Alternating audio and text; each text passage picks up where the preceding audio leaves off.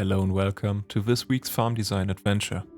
Recently, my friend Bosca Winks has put a new Minecraft 1.18 map on his server.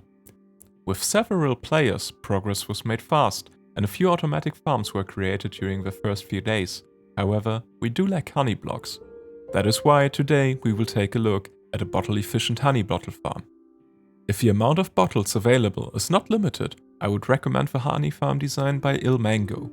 Link is in the video description. His design is great, and the video also features a honeycomb farm, which I have already built on our server. The design I took inspiration from was created by Crimulus and was uploaded on the 2nd of April 2020. Link in the video description. His video covers everything to know about bottle-efficient honey farms, and he shows multiple great designs. But there is one thing that is not covered by his designs: a bottle-efficient honey farm that can be built in one block wide slices, where the beehives are placed in one line next to each other. Therefore, I did a lot of testing and came up with a functioning design that uses two different slice designs that can be alternated to create large farms. According to illmango, these farms lose efficiency if they are repeated for too long, and it's recommended to not build a module larger than 8 slices at a time. The design functions by having a dispenser filled with one bottle underneath a beehive. Once the comparator reaches a signal strength of 5, the beehive is full with honey and it will be harvested. Below the dispenser is an overflow protected item filter to filter out honey bottles only. The back of the build features a bottle distribution system, which ensures that all the bottles filled into the system are distributed evenly to all slices. The bottles then are transported through hoppers into a dropper that stores the bottles. After the honey was farmed, the comparator strength drops to 0. Once signal strength 1 is reached again, the dropper activates and the dispenser will be filled with one more bottle again. There's one flaw with the bottle distribution system. If it is filled one by one, there's a good chance that only the last slice will receive bottles. To fix this, the input hopper system is built similar to an item sorter, but it will only unlock if the input hopper reaches a defined amount of bottles. The system will be locked again if a minimum amount of bottles in the input hopper is reached. For the first slice we need 9 hoppers, 4 lanterns, 9 redstone dust, 2 comparators, 3 redstone torches, 10 honey bottles, 14 building blocks and 2 repeaters. Then 1 dispenser, 1 dropper, a beehive, grass block, 4 glass blocks and a flower. For the second slice we need 9 hoppers, 4 lanterns, 10 redstone dust, 2 comparators, 3 redstone torches, 10 honey bottles, 12 building blocks and 2 repeater. Then 1 dispenser, 1 dropper, a beehive, grass block, 6 glass blocks and a flower and 2 slabs. The bottle distribution system requires at least 6 hoppers, 3 redstone torches, 22 bottles, 20 building blocks, 3 glass blocks, 4 lanterns, 4 comparators, 2 pistons, a redstone block, 2 repeaters and 14 redstone dust. Depending on further design, more hoppers, redstone dust and building blocks are required. Alright, let's get started with the build. From bottom to top, we will build the item sorter first. Place 2 hoppers in a line like this and an output chest at the end. Then place 2 hoppers pointing down on top of each of the hoppers, followed by 3 building blocks behind each top hopper and 3 blocks behind each bottom hopper. Also a block in the middle row like this. 2 repeaters facing into the middle block and then 2 more building blocks behind the repeaters. Then 3 redstone dust for each slice with comparators facing into the redstone dust. Finally, place redstone torches like this to lock the hoppers. Hoppers are then placed facing into the repeaters.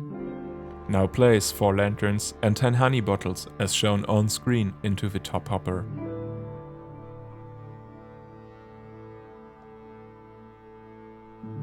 Any excess honey bottles will go into the output chest. For the honey collection, place a dispenser facing upwards.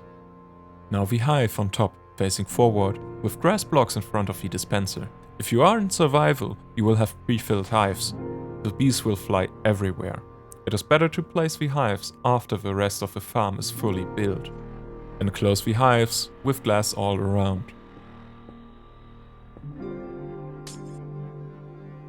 Placing a block and slab like this allows access to the hives and keeps the bees inside. Now for the bottle delivery system, place 4 more hoppers in a line facing into the dispensers. Now make a gap on the side with the full block after the first hopper, and on the side with the slab after the second hopper.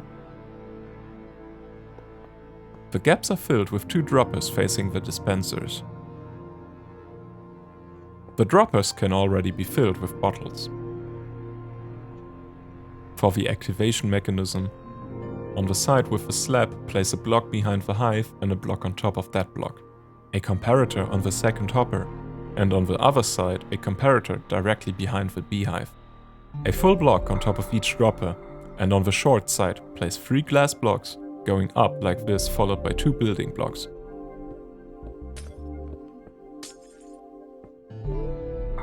Also place a full block here. 5 redstone dust are wired up for the max signal strength of 5 that the hives will give when full, and a repeater at the end that faces into a block with a redstone torch. Place another redstone torch on the full block below, as well as a redstone torch on top of the hive on the second slice. Now a piece of redstone dust on the block to deactivate the torch. For the long slice, place redstone dust on top of the hopper and then build up with glass blocks like this. These 2 pieces of dust touching now is okay, as both will have the maximum signal strength of 3. The glass blocks also do not allow the signal to travel down. This way, there is no crosstalk between the slices that could lock hoppers, droppers, or even activate the wrong slices collection system. Continue with glass blocks and redstone dust upwards. Another glass block with repeater on top after the 5th piece of dust. Place a full block after the repeater with redstone dust on top and a redstone torch like this, followed by the final piece of redstone dust. This finishes the main build, except for the bees. For the bottle delivery system, place a row of hoppers, then building blocks in this formation after the last hopper. With redstone dust running along the hopper line, followed by a repeater, comparator and redstone torch in these places. The system will then evenly distribute all bottles.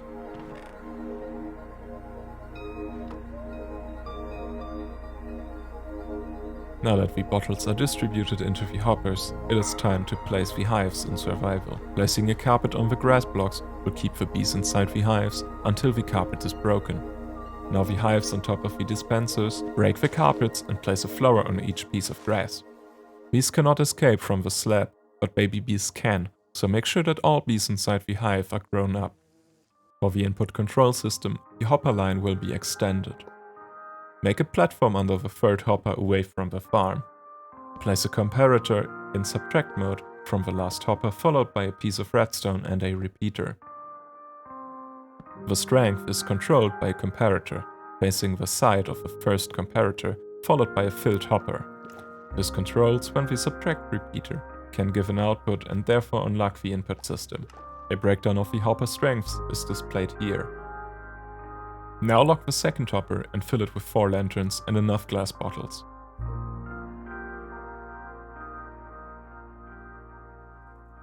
Facing from the locked hopper, place another comparator. Compared to the showcase before, I have altered the design slightly, so make sure to copy the design so far. It is better than the old one. Now we need 2 redstone dust coming out of the repeater and comparator. The second piece of redstone will turn off once less than 20 bottles are in the second hopper. Small design update. Elevate the 2 pieces of redstone like this and place a redstone torch at the end. Now place a piston across the torch. Extend the repeater output and place a second piston that faces the first. The last hopper was filled, so the second piston extends. A redstone block in between will give the lock and unlock signal. Once the last hopper fills past the set signal strength, the second piston will extend. Lastly, the redstone block is wired to the redstone torch that is locking the second hopper.